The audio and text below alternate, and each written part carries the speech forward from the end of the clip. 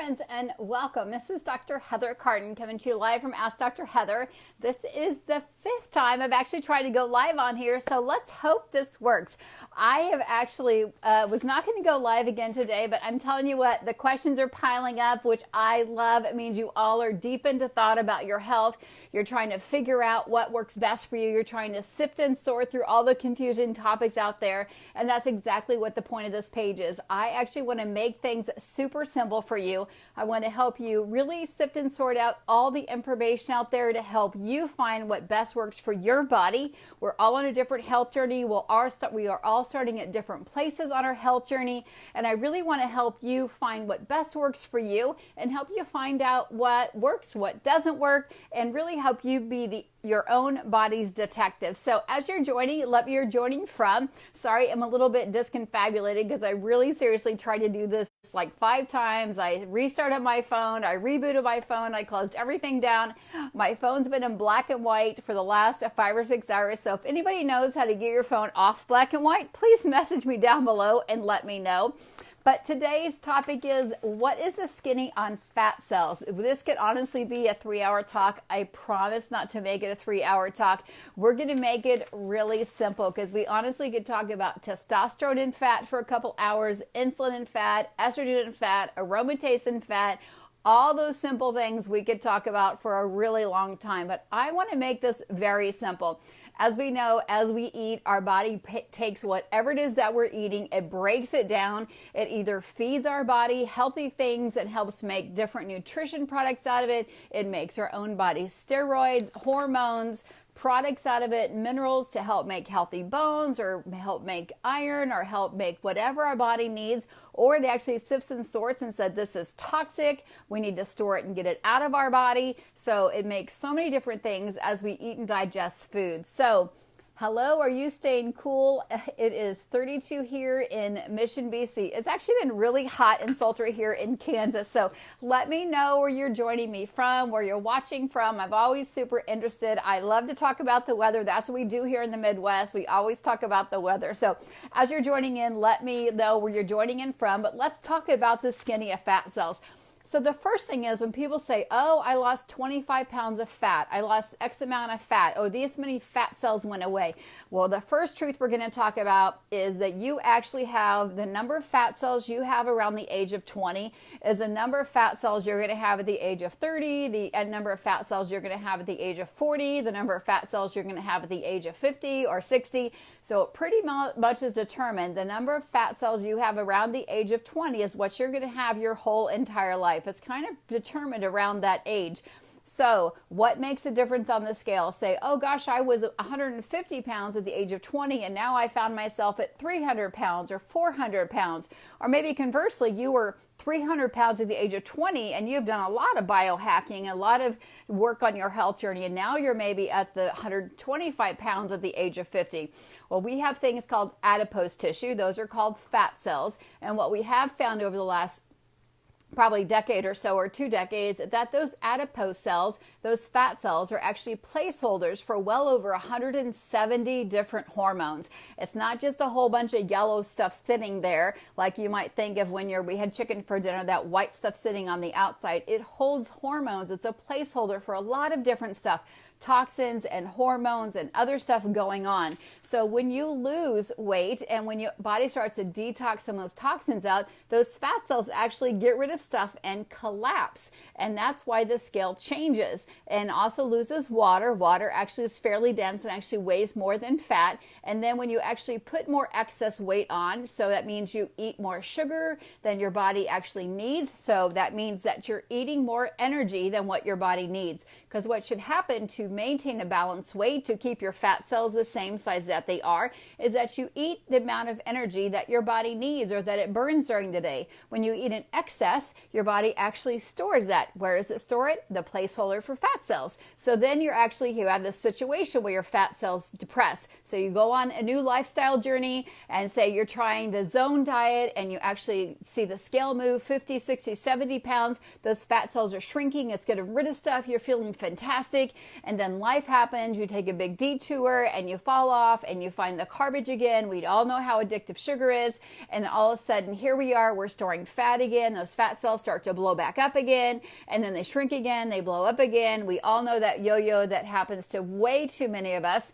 And why do I know that so many of us know this? Because women between the age of 40 and 50, I pulled some stats up today, 2/3 of women between the age of 40 and 50 are obese. It is a very large number of people. Women between the age of, that was between the age of, 30 and 40. Women between the age of 40 and 50 gain 1.5 pounds of fat every year. So I'm not going to start doing the math on that. What I do know is that aging should not be painful. We are not supposed to gain fat as we age. Yes, it is harder to maintain lean muscle mass. However, there are tools, there are tricks, there are ways to actually, as we age, to actually have amazing health through longevity. So we can do that through a couple of things. There are some hormones, some enzymes, some proteins, things like myostatin that can be turned on or turned off to protect our lean muscle mass simply by the foods that we eat. That's another conversation. Today we're going to talk about fat cells, and fat cells aren't all a bad thing.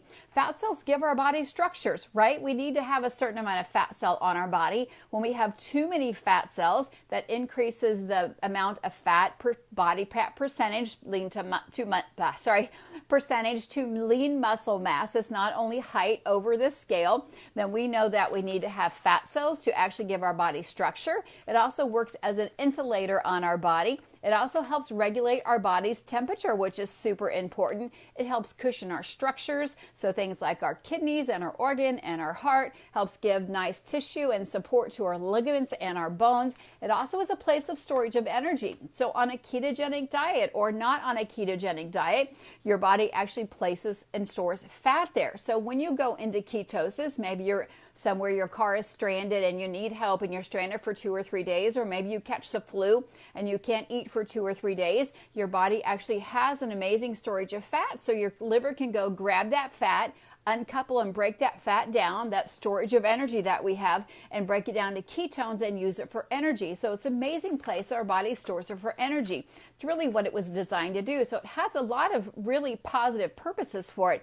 However, when it gets out of balance, when it's too much for your body, we know that men and women have different percentages of body fat. I'm not going to go into that. You can look that up. When it gets too low, our bodies can get sick and it can start to lead into diseases and be unhealthy. When it gets too much percentage, we know that it can actually lead to many diseases of excess, whether increase our risk of heart disease, cancer, diabetes. We know now that type 3 diabetes is Alzheimer's of the brain. We know so many different things can come about that. So we know that we actually need to start controlling our percentage of body fat and how many fat cells that we have. We need to stop yo-yoing of that. So really when we talk about losing fat, it's really is just shrinking the fat cells, maintaining that fat cell integrity, and not let it continue to yo-yo up and have it shrink up and blow up and shrink up and blow up. We need to actually maintain the integrity of that fat cell once we get it to shrink at a right plateau and let it be there. Remember, it's not a bad thing to have fat cells. It's so important because it is a placeholder. It helps storage. It helps insulate our body. It's an energy source, kind of like a savings account for energy, so to speak.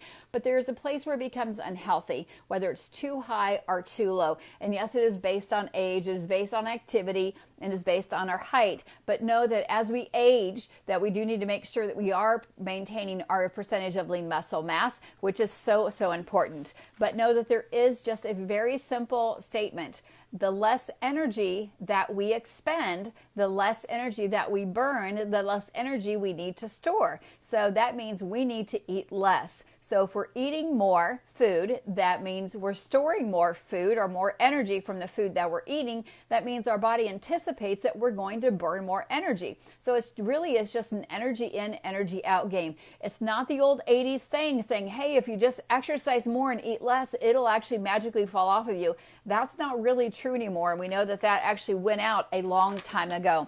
So we're going to jump right into this because people think that cholesterol and fat are the bad things. Again, they're not the bad things. They're the good guys. Cholesterol is so important. We talk about cholesterol.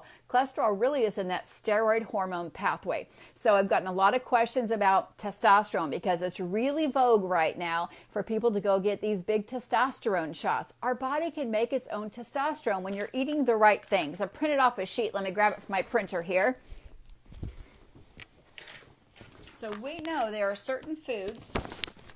I wear my earplugs, people ask me, because I have a beautiful German Shepherd in the house, and I also have 3 adults and a husband and a mother in the house. So I do this to eliminate noise. So there are foods that actually trigger things like estrogen to be produced. Estrogen is mainly a female hormone. Estrogen job is to actually help increase and deposit fat, especially for women around pregnancy. So we know that we want to do things to actually decrease our chance of depositing fat.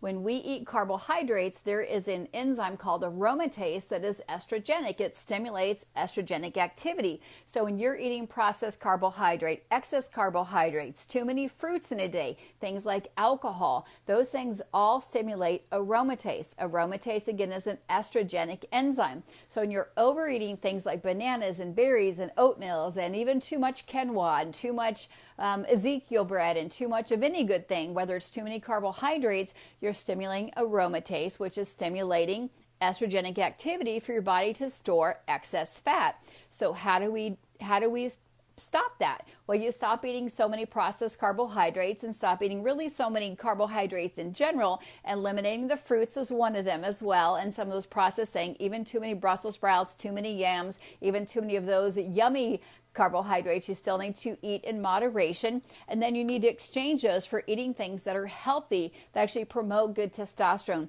Testosterone is so important for not only libido, which we think about it, but it's important for lean muscle mass. It's important for virility. It's important for longevity.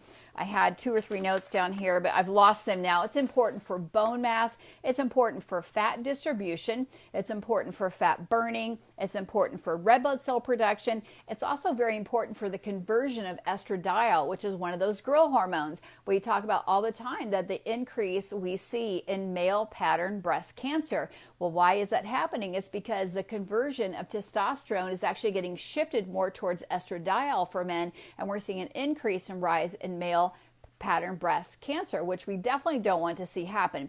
So how do we do that? We start eating more foods that increase natural testosterone production. Eating things like oysters, not a super fan of that, but you can eat salmon or sardines or onions and garlic. You can eat things like steak and eggs. All those things have they're rich in choline, they're rich in inositol, they're rich in the building blocks to help your body make its own natural testosterone. No need to get an exogenous shot of testosterone. Also things like tribulus, other herbs like that can also help. Saw palmetto can also help. Or also having macadamia nuts, Brazil nuts, walnuts, pumpkin seeds, sunflower seeds, rich in zinc, which is also super important for your body manufacturing zinc, along with things like tribulus and saw palmetto.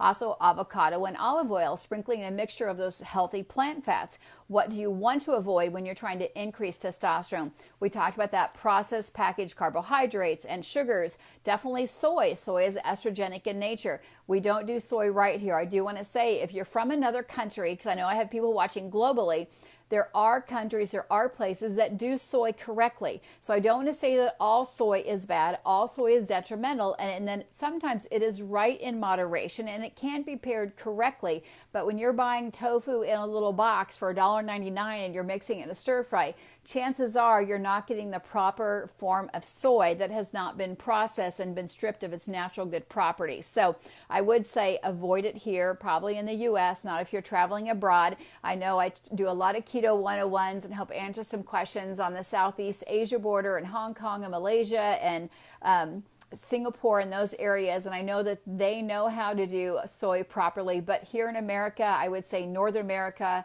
I'd even say probably in Australia, I've let to see how some of their soy products are, but in the most part, avoid it, because we see soy lecithin being a very easy, economical, cheap thing to put in crackers and processed food. If it's lecithin, just leave it out for right now. So again, avoiding some of those processed food, processed grains, beans, dairy again. I know I am a farm girl from Kansas. My dad was a dairy farmer. I even made a picture of a girl cow today for you.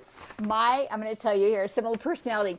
One of the first things that I showed at 4-H. If you don't know what 4-H is, put a 4 down below. I just want to know if you do know what 4-H is, put it down below.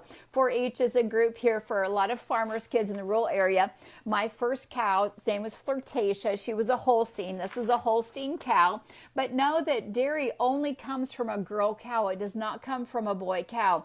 So when you're getting milk and it says it's hormone free, that simply means they didn't give feed or food to the cows that had excess hormones, or they didn't give it booster shots to increase their hormone production, to have them produce excess milk, to have a bigger yield of milk to the cow. So their feed, their hormone, they didn't do anything. But all milk comes through hormone production, whether it is a cow or whether it is a human. It all comes from a girl cow or girl hormone. It all comes from the pituitary, oxytocin. It all comes from a hormone production. Again, when it's hormone free, it simply means it wasn't boosted with extra hormones. So yes, it's always from a girl cow. And I always like to say that milk is meant to get a baby cow to a calf to 2,000 pounds in 2 years. And then once that calf is weaned, it goes to grain and feed. Once it gets all of its teeth, once its digestive tract gets all matured, it has a ruminant stomach, it then goes to eating grains and other things. The same thing is true for adults. We are born without teeth, right? That's why we can feed from our mother's breast. And then as we get teeth, we wean from our mother's breast, and then we go to vegetables, right? We don't even eat eggs until we're 2 years old. We don't eat steak until we're 5 years old because we don't have the enzymes in our stomach. The pH in our stomach is not set up. We don't have those things. There's something called polydisaccharide deficiency, which is something that we need to actually break down the casein and whey in dairy. Some people are born without that. It's just an allergy or just a deficiency they have. It happens in a lot of the Asian cultures. They simply just don't have it. They have other enzymes to break down other things. So I'm not anti-dairy. I'm anti-processed dairy that we have. So I would love to go to the grocery store without a mask on and show you the beautiful array of colored packages in the dairy section that's red and yellow and blue, and then read the back of the packages, how much stuff is processed. But if you want to go to a goat farm, you want to go to a cow's farm, my daddy was a dairy farmer, and scoop off the top of the vat and see how much cream is at the top of that, and see that it is not homogenized, that it's not pasteurized. I'm a go with that. I have so many patients that actually go over to Belgium, or they go over to Norway, they go over to Scandinavia, and they have no problems at all drinking whole pasture, non-pasteurized dairy over there, but let alone they have a piece of Kraft cheese here. Sorry to call it Kraft cheese. They have some type of cheese, dairy, some spin dip here, and they're in the bathroom with bloody diarrhea and a flare-up of diverticulitis or ulcerative colitis with some type of U.S. dairy here, but yet they go abroad and they have whole unpasteurized dairy and have no problem at all. It makes sense because it's non-GMO over there. They get all the good nutrients to it. And we also know when you're talking about dairy is that when you talk about goat versus human breast milk, there's 23 enzymes that are similar. So getting back to the topic about testosterone and dairy and estrogenic and fat, we know that estrogen is very important for helping people gain fat. Again, we talked about a calf. It's meant to get a baby cow to a calf to 2,000 pounds in 2 years. We talk about breast milk. Breast milk should be 1/3 fat. We're actually pumping breast milk or feeding babies, eating several times a day, eating around the clock. It has nothing to do with intermittent fasting. We're talking about babies. So I think it's a super important topic. We start talking about the skinny about fat and how often we should eat. So I think I covered about testosterone, good healthy habits for eating and maintaining a healthy weight. We start talking about what testosterone, what estrogen, what dairy, what soy can do. We want to talk a little bit about insulin because we talked about aromatase being stimulated from processed carbohydrates. Well, insulin also helps control your body's overall blood sugar and metabolism. Oftentimes when you're eating too often and too many times, which we were told in the 1980s, 1970s, we were eating 3 squares, no snacking. Most people were eating in a 14-hour time frame. We weren't even talking about intermittent fasting. Then we reintroduced this pyramid that was said, hey, we need to eat 3 meals a day, We need to be snacking, snacks in between there. I was guilty for teaching this as well. Be ahead of the blood sugar game, because once the blood sugar starts to drop, it taps into your lean muscle mass. It is not true when you're eating healthy fats in your diet, because fats stabilize that. We talked just a moment about myostatin, and when you have myostatin, when it's turned off or turned on, that's what actually determines if you're breaking down your lean muscle mass. I have a lot of notes here. I'm trying to make it super short and brief for you all, but we know that that's really important. We're talking about the skinny of fat cells, what happens to your fat cells when fat goes away, when the scale changes, what's really happening metabolically to those fat cells. You're losing a lot of those hormones and toxins that actually come out of that. We talk about cholesterol in the scheme of things. I know this is backwards. I promise to post this. I know, Frank, I'm not going to talk about the big fat lie we're all told, but we were misled. But what's good thing is now, remember, the cup is half full. Amy, you're in 4-H. I love that. Jerry Ann was also in 4-H. Penny was in 4-H. I love that. So when we talk about the hormone pathway, it does start with cholesterol. Cholesterol breaks down into DHEA, which is our anti-aging hormone. I never want to see someone who is an aging brain, someone over 45 or 50 with cholesterol under 200.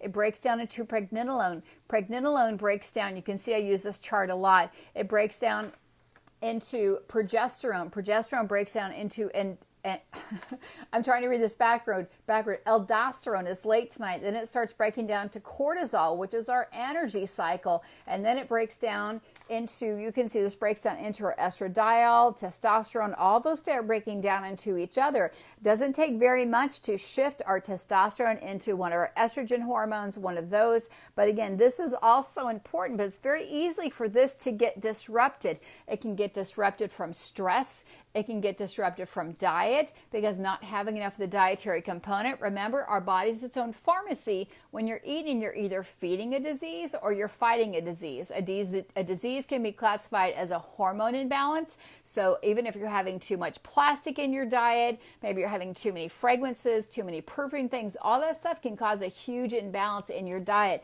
And oftentimes when we talk about PCOS, which is a high testosterone level in women that comes from a high carbohydrate diet, I just call it diabetes of the ovaries. And I've got a YouTube video on that, so I'm not going to go into length on that.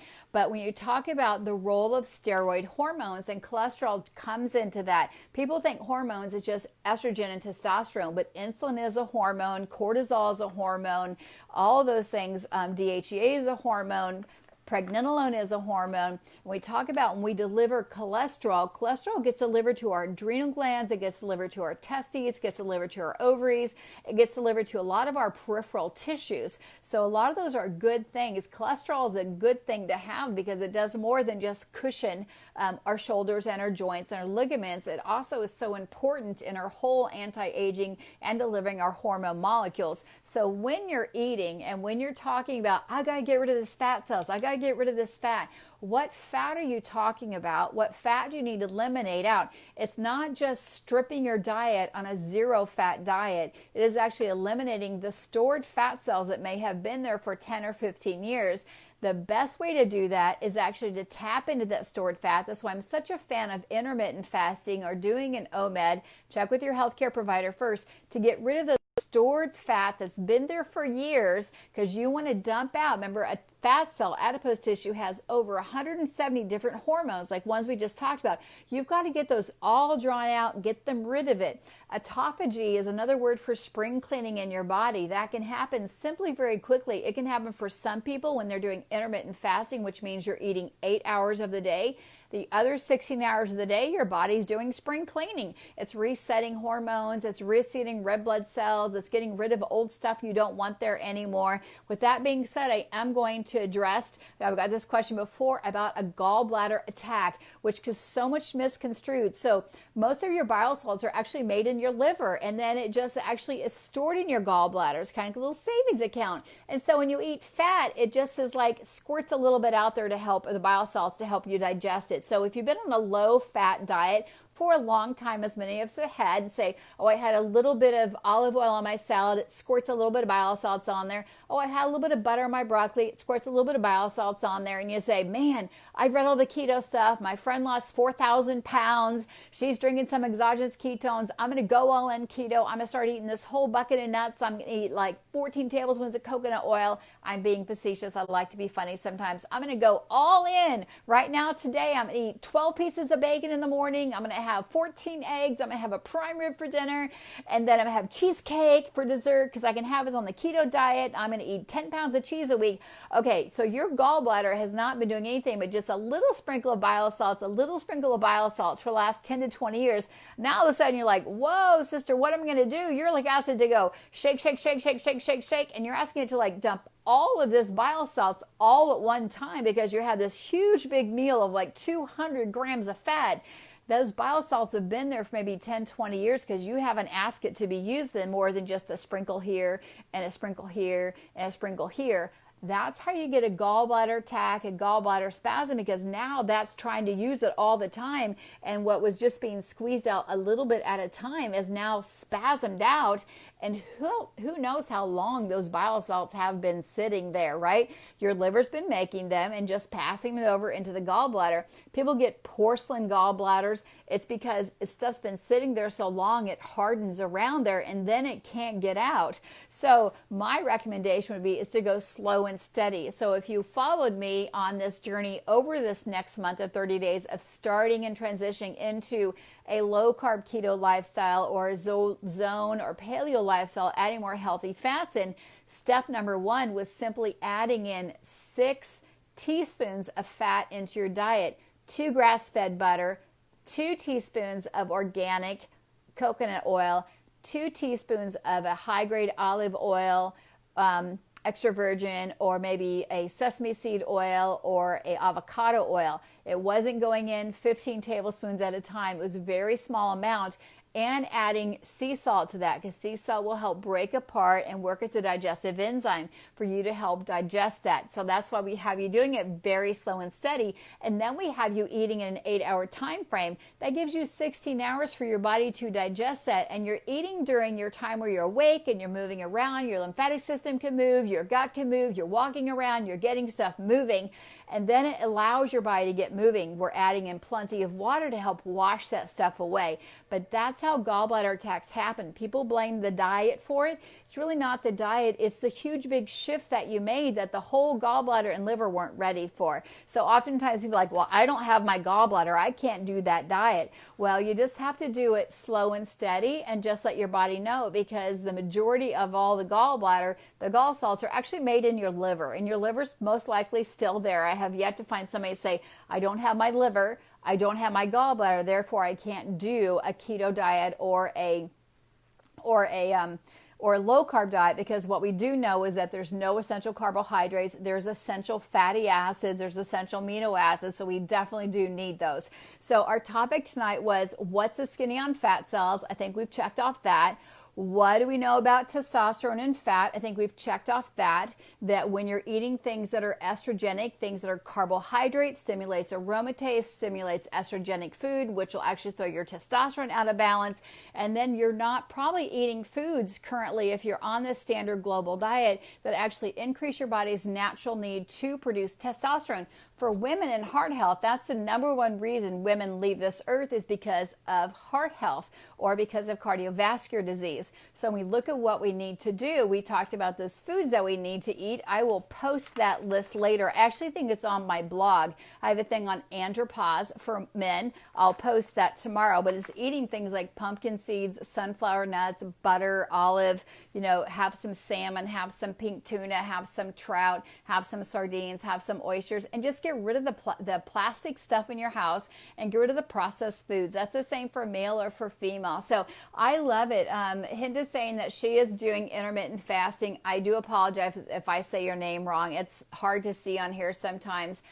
Do I do clean keto or dirty keto? So I generally want people eating as clean as possible. It just makes your body work harder. We are exposed to so many toxins in the air toxins in the house, toxins from the lights, that I do ask you to eat as clean as possible. Give your body a break.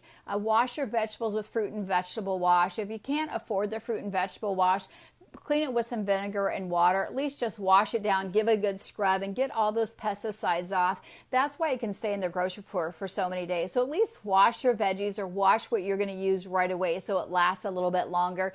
And again, I would say eat as clean as possible. It's also more economical to do that. So just get some veggies. We had just Chipotle chicken, which is just chicken with a bunch of kind of herb and hot peppery spices on it, and we just had Brussels sprouts that were left over with some sea salt on them. We didn't put any bacon on that. We just had some grass-fed butter and some leftover salad that was just like with some cabbage on it. I love cabbage in a salad. So we just had some simple, easy meals. We're going to have a taco bar tomorrow night. I think we've got pot roast on the schedule and some cod on the schedule. I think they had cod for lunch today. So just keep it really super simple. I think we try to overcomplicate it. That's when people get in trouble. And so this clean and dirty, I really call it just easy or life. I use the word KISS.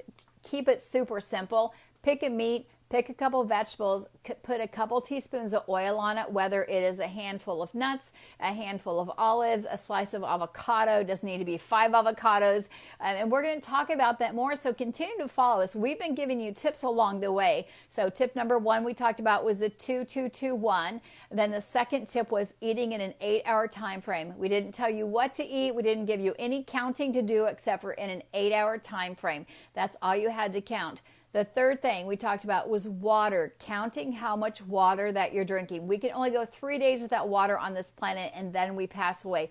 Water is that important. The fourth thing we talked about was journaling your journey. Write down when you're eating and why you're eating. Are you hangry? Are you hungry? Are you lonely? Are you tired?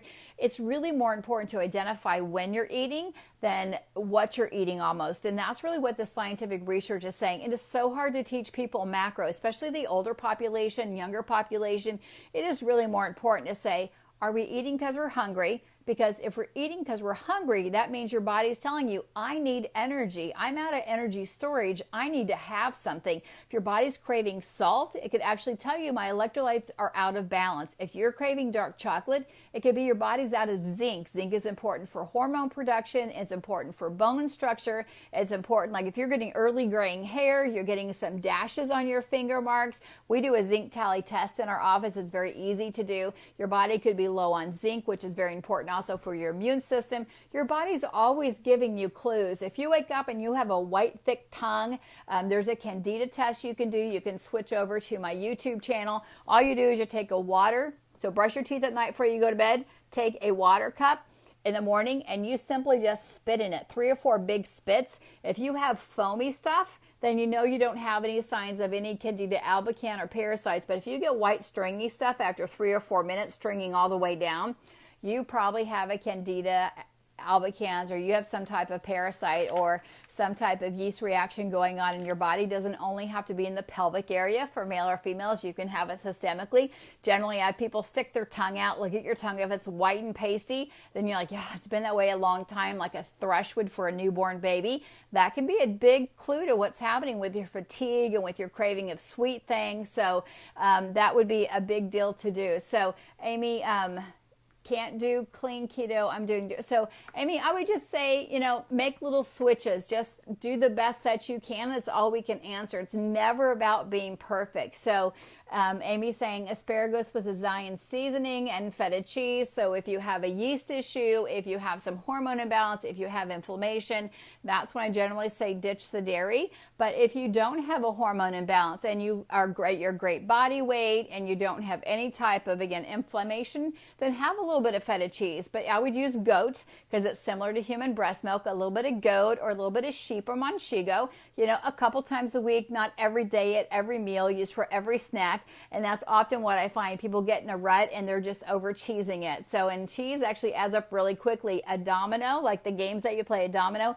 is actually the size of a serving size for cheese. So people generally are not getting enough vegetables. About 6 cups of vegetables a day would be normal on any diet, whether it's a keto, a paleo, paleo, a zone, 6 cups of vegetables. I know I've been giving out my autoimmune paleo keto low carb diet. It can be used for any diet at all. It gives you the glycemic index, but takes away some of those inflammatory foods. So shoot me your email if I haven't sent it to you, and I'll do it tomorrow because it's past my computer time. I know I'm late tonight, but busy out college shopping with my youngest one. Yes, I'm sending out the very last cartons, graduating Friday morning. We did some college shopping today, which was fun, but it was hot with a mask. It's actually not as enjoyable college shopping with a mask on, I do have to say. So Justin's saying avocados with coconut amines and sea salt. Love that. Avocados are high in potassium, which is awesome. You just want to make sure that you're rotating that. A lot of amino acids are soy-based, so I love that it's coconut-based. And again, just make sure you're rotating that. I have 3 or 4 different sea salts. Some are black, which means they're from the volcanic ash area around Hawaii. So you're getting some different minerals from different places. So Beth loves her manchego. So again, if you've got some type of hormone imbalance, again, I'd probably ditch the dairy for 30 days and see how you feel. So hopefully I've reached those target pain points. Again, I have so many questions coming in. I want to try to cluster those a little bit and give you tidbits, but don't forget, I do have a YouTube channel. Go under playlist that I have about 40 videos on fasting and intermittent fasting. I have some cooking tutorials. I also have a blog, which is AskDrHeather.net, which is all free video stuff. And this is absolutely meant to be shared. Keep dropping your questions down here. I've got to take my mom to the doctor in the morning. If you didn't hear the good news, my mom is totally off hospice. She's totally off palliative care. She turned 80 this month. In December, they said she won't even probably be around for 6 months. In March, she had a 60-hour nosebleed. They changed her CPAP, dried her nose out, 60-hour nosebleed, blood transfusions. She's here. She's off 50% of her medications. What she's left with is her vitamins, really more vitamins, some minerals, some potassium, some iron, some magnesium. So just a few things left. So she's having a small procedure done tomorrow. So I've got some time to get some questions answered for you all. If I can find this, if this is in black and white, somebody tell me if it's in black and white to y'all, because it's in black and white to me. But I love answering your questions. I made a dedication to you to be 30 days of live to help you get started on your journey towards better health before the kiddos get back to school, before people leave to college. I'm trying to get your questions answered, but I want to give you the platform in a layered learning style, a little slower style, so that you get these targets stretched. So you get the water in each and every day, and you know that you're getting it in because you've been measuring, you've been paying attention. You're eating in an 8-hour time frame, and you're very cognizant of it. So if it comes around and you're 9.5 hours, you're like, dude, sorry about that. You'll see tomorrow, because your body's fine. If you're over 18% body fat for women, you're going to be fine. You can make it till tomorrow. Just think, like, my mom's got to be fasting past midnight. She'll be fine. You can go that long without having some food. But again, check with your healthcare provider. I do want to say one thing. I got a question today. So hopefully you watch the Healing Grove. You're joining the Healing Grove. The link was sent down below. 35 amazing speakers, 21 amazing free offerings and gifts, all different forms of healers, from anywhere from an MD to a DO to a Reiki healer to acupuncturists, all sharing their amazing tools and experiences that they have used along their own healing crisis and journey. So please don't forget to sign up for that. It's free right now. 9 days of free amazing speakers from around the globe that Dr. Kristen Ryman has set up just for you. She calls it a Healing Grove because we talk about the roots of the tree and the branching out, and how when we are healing our own bodies, which is never done, how important it is to get the roots set, to get the trunk set, and how things are growing and being absorbed from the ground, from the soil, from the roots up and out the tree. And as we shed leaves out the tree and the branches break off, how that is so important, like autophagy, as spring cleaning through our bodies. So please pop over there. I just posted it down below.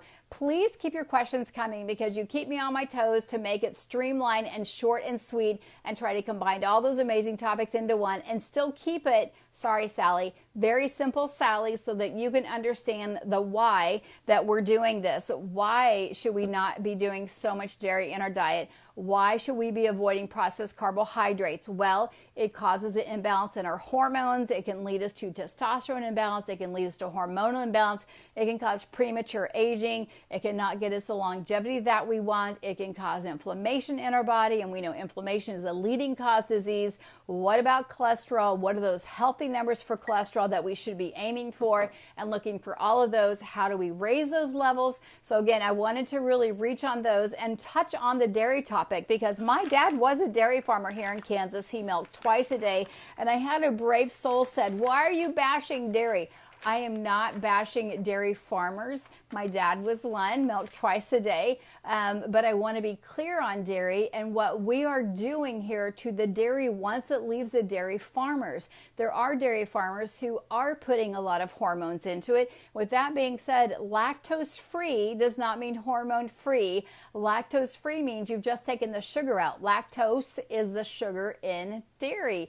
Dairy has a couple of different proteins. It has casein and it has whey. So we just need to be mindful of that. Maybe we should just do a whole thing on dairy. And I wish I could get to the store and take my mask off and do a live against all of that. Maybe I'll work on that next week, talking about that. But I want to give you the nuggets and the platform so that you can be super successful in the year 2020 and just say, this is so easy, a lifestyle. I can do it every day. I don't have to think about this. I don't have to count.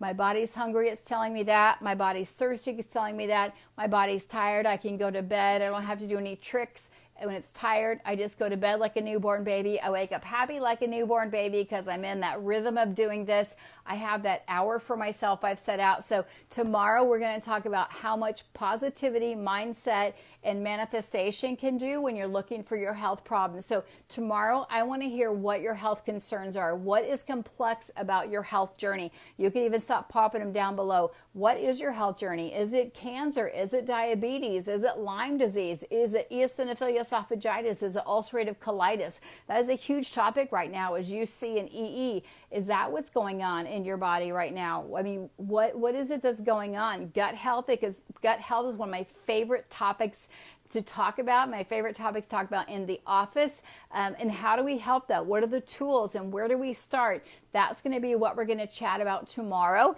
And again, just thank you for joining me and keep inviting friends of this page. The more the merrier, because we know that if we can help one and help another one, we can make a huge ripple effect happen across the world. Because whatever you're thinking, whatever you're sharing, whatever you're wondering, I know there's at least 1,000 people wondering the same question you are. So there's no question that's too silly. There's no question that I don't want to hear you ask, but just be patient with me. I do limit my computer time for my brain, just like I'm suggesting that you do the same thing. The ear pods that are the wireless one have a 450% increase in bad mojo to your brain, that wireless energy thing. So I'm probably going to continue to use the wireless one. I get that question because it's so much less frequency going to my brain. So you guys have an amazing evening. Thanks for hanging with me this long. And it is a very, very good night to you all here from Ask Dr. Heather. Have a blessed evening. Have a wonderful sleep. And I will see you all tomorrow. Have a great day. And don't forget